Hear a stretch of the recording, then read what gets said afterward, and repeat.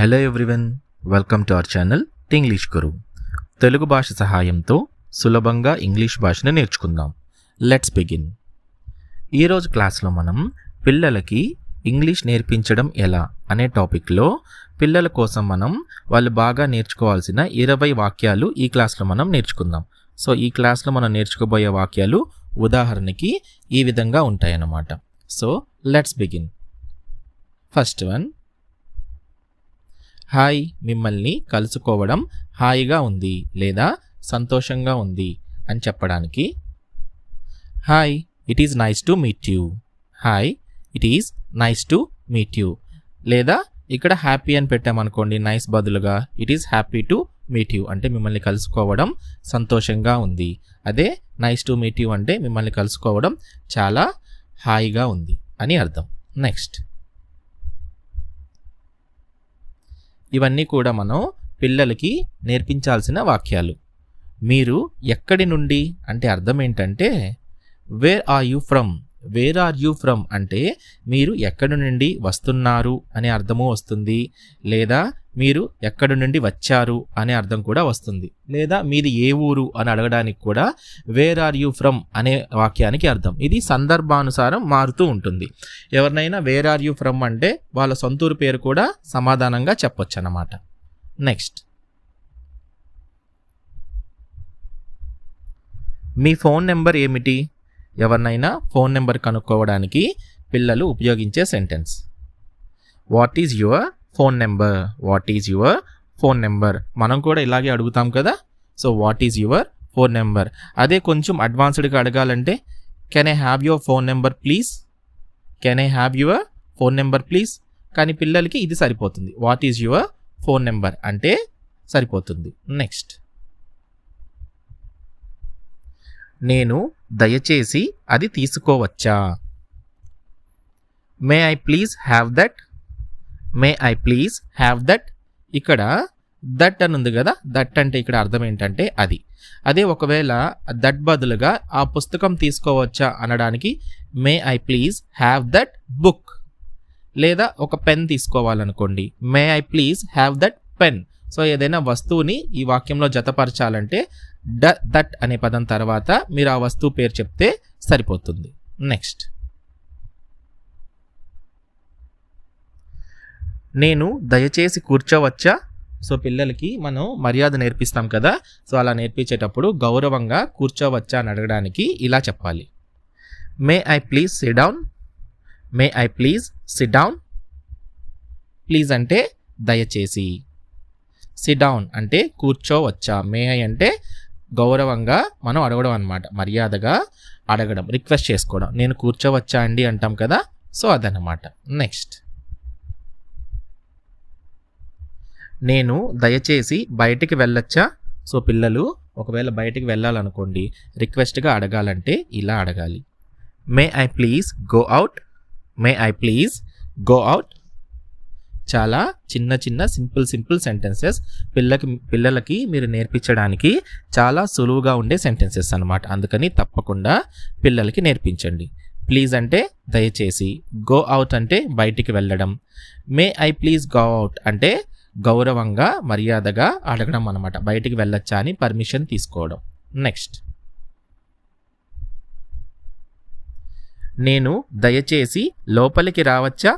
So ఇందాకటి వాక్యంలో బయటికి వెళ్ళొచ్చా అని పర్మిషన్ అడుగుతున్నారు పిల్లలు. ఇప్పుడేంటి, లోపలికి రావచ్చా అని అడగడానికి పర్మిషన్ అనమాట. మే I please come in. May I please come in అంటే నేను దయచేసి లోపలికి రావచ్చా అంటే లోపలికి రావడానికి నాకు అనుమతినిస్తారా అని అడగడం అన్నమాట. నెక్స్ట్, నేను వాష్రూమ్కి వెళ్ళొచ్చా అంటే may I visit the washroom or may I go to the washroom అని కూడా అనొచ్చు. May I go to the washroom అనైనా అనొచ్చు, లేదా may I visit the washroom అని కూడా అనొచ్చు. ఇది మనం విజిట్ అని జనరల్గా చాలా తక్కువ వింటుంటాం వాడకంలో. ఇక్కడ మనం గో టు అని కూడా ఉపయోగించవచ్చు. రెండిటికి అర్థం ఒకటే. నెక్స్ట్, నేను వాష్రూమ్కి వెళ్ళాలి అనుకుంటున్నాను. చూసారా, ఇక్కడ చూడండి, I would like to go to the washroom. So ఇందాకటి వాక్యాన్ని మరో విధంగా ఇంకో వాక్యం అన్నమాట. నేను వాష్రూమ్కి వెళ్ళాలి అనుకుంటున్నాను. I would like to go to the washroom. I would like to go to వెళ్ళడం, go to the washroom. So 2 రకాల వాక్యాలను కూడా మనం సందర్భానుసారం ఉపయోగించడం పిల్లలకి నేర్పించాలి. నెక్స్ట్,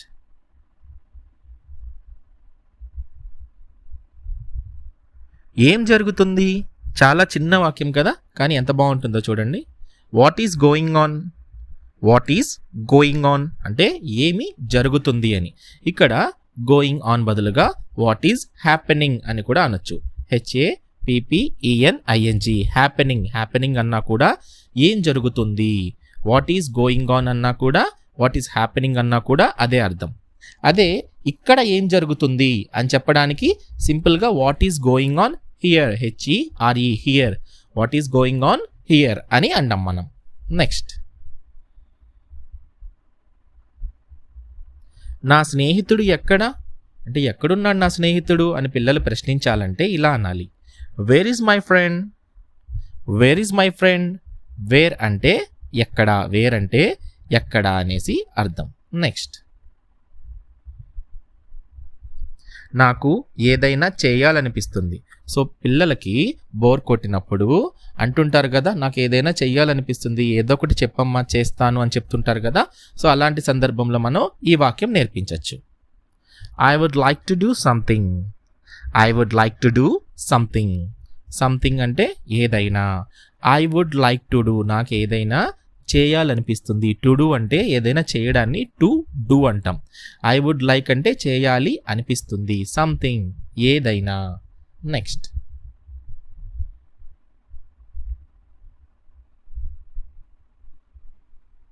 నా జాకెట్ ఎక్కడ? సో పిల్లలు కొన్ని బట్టలకి పైన కోట్ కూడా వేస్తారు కదండి, వాటిని జాకెట్స్ అని కూడా కొన్ని రకాల బట్టల్ని అంటాం మనం. సో అది ఎక్కడుంది అని అడగడానికి where is my jacket? Wear is my jacket? అదే ఇక్కడ జాకెట్ బదులుగా ఇంకేదైనా వస్తువు గురించి మాట్లాడారు అనుకోండి. ఒకవేళ టీషర్టే అయితే where is my T-shirt? Where is my T-shirt. లేదా పెన్సిల్ బాక్స్ అనుకోండి, where is my pencil box. ఇక్కడ ఆ జాకెట్ బదులుగా మనం ఆ వస్తువు పేరు పెడితే సరిపోతుంది, కానీ ఆ వస్తువు సింగులర్ వస్తువు అయి ఉండాలి. ఫర్ ఎగ్జాంపుల్ షూస్ అనుకోండి, వేర్ ఆర్ మై షూస్ అని వస్తుంది. ఇక్కడ ఈజ్ బదులుగా ARER అని వస్తుంది. అంటే ఏకవచనానికి అయితే మనం ఈజ్ వాడతాం, బహువచనానికి ARER అనేది మనం ఉపయోగిస్తాం అన్నమాట. నెక్స్ట్,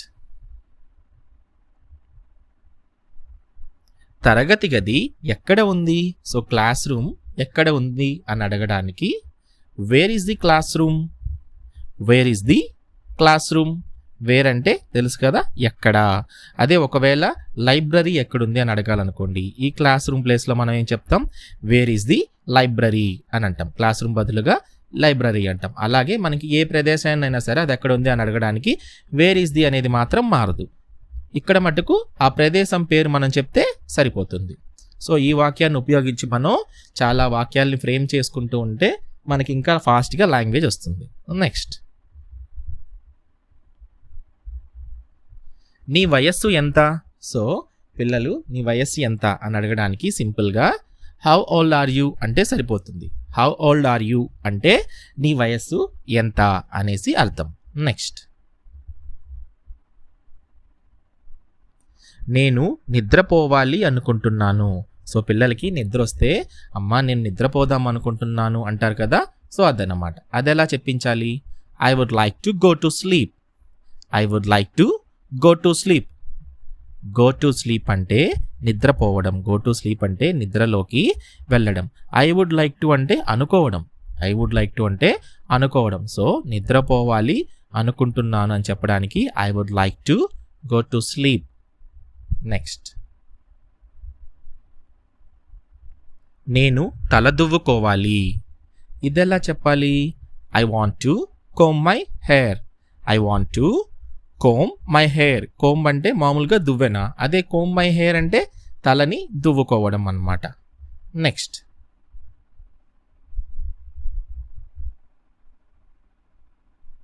నేను అతనిని రేపు కలవాలనుకుంటున్నాను. ఇదెలా? I would like to visit him tomorrow. I would like to visit him tomorrow. ఒకవేళ ఇక్కడ అతనిని అనే ప్లేస్లో ఏదైనా ఫ్రెండ్ పేరు చెప్పారనుకోండి. ఫర్ ఎగ్జాంపుల్ నేను అర్జున్ని రేపు కలవాలనుకుంటున్నాను అని I would like to visit Arjun tomorrow. I would like to visit him బదులుగా Arjun. I would like to visit Arjun tomorrow అని అర్థం. నెక్స్ట్, నేను ఈ పాఠాన్ని అర్థం చేసుకోలేదు. సో టీచర్ క్లాస్లో చెప్పిన పాఠాన్ని నేను అర్థం చేసుకోలేదు అని ఇలా చెప్పాలి. I did not understand the lesson. I did not understand the lesson. ఇది అండర్స్టాండ్ అంటే అర్థం చేసుకోవడం. డిడ్ నాట్ అంటే లేదు, కాదు అనే అర్థం అప్పుడు డిడ్ నాట్ మనం ఉపయోగిస్తాం. సో డిడ్ నాట్ అండర్స్టాండ్ అని కలిపి రాస్తే అర్థం చేసుకోలేదు అని అర్థం. ఇంకా పాఠం అంటే లెసన్ తెలిసిందే కదా. నెక్స్ట్, నువ్వు దయచేసి దాన్ని మరోసారి చెప్పగలవా. సో ఇంటికి వచ్చాక స్కూల్లో చెప్పిన పాఠం అర్థం కాలేదు అని ఒక వాక్యం చెప్పాడు. రెండో వాక్యం ఆ పాఠాన్ని వీలైతే మనల్ని చెప్పమంటున్నారు. సో ఇది ఎలా అడగాలి? Would you please be able to repeat that. Would you please be able to repeat that. Repeat అంటే మరలా చెప్పడం. రిపీట్ అంటే మరలా చెప్పడం. వుడ్ యూ ప్లీజ్ అంటే రిక్వెస్ట్ చేసుకోవడం. బీ ఏబుల్ టు అంటే చెప్పగలగడం. బీ ఏబుల్ టు అంటే చెప్పగలగడం. రిపీట్ అంటే మరలా. So would you be able to repeat that అంటే నువ్వు దయచేసి దాన్ని మరోసారి చెప్పగలవా అని అడగడం. నెక్స్ట్, దీని విలువ ఎంత ఉంటుంది. సో దేని ధరైనా తెలుసుకోవడానికి ఉపయోగించే వాక్యం అన్నమాట. మనం పిల్లలతో పాటు బయటికి షాపింగ్ కూడా వెళ్తుంటాం కదా. సో అప్పుడు పిల్లల చేత ఈ వాక్యం కానీ నేర్పిస్తే ఇలా అడిగించవచ్చు. ఏమని? How much does this cost. How much does this cost. Cost అంటే విలువ. కాస్ట్ అంటే విలువ. ప్రైస్ అన్నా కూడా దాని యొక్క విలువ. పిఆర్ఐసి ప్రైస్ అన్నా కూడా దాని యొక్క విలువ. దాన్ని ఎలా అడగాలి? What is the price of this. What is the, ఒకవేళ పెన్ ప్రైస్ అడగాలనుకోండి, what is the price of this pen. అదే హౌ అనే పదం ఉపయోగించి అడగాలంటే how much this pen cost. COSTS. ఒక పెన్నే కాబట్టి కాస్ట్ అని ఉపయోగిస్తాం. How much this pen cost అంటే సరిపోతుంది. నెక్స్ట్, సో ఈ క్లాస్ మీకు నచ్చిందని అనుకుంటున్నాను. సో మీకు కనుక వీడియో నచ్చినట్లయితే, మా క్లాసెస్ నచ్చినట్లయితే దయచేసి వీడియోని లైక్ చేసి ఛానల్ని సబ్స్క్రైబ్ చేయండి. Thanks for watching. If you like the video, like, share and subscribe to our channel and comment your feedback. Yours, English Guru. Jai Hind.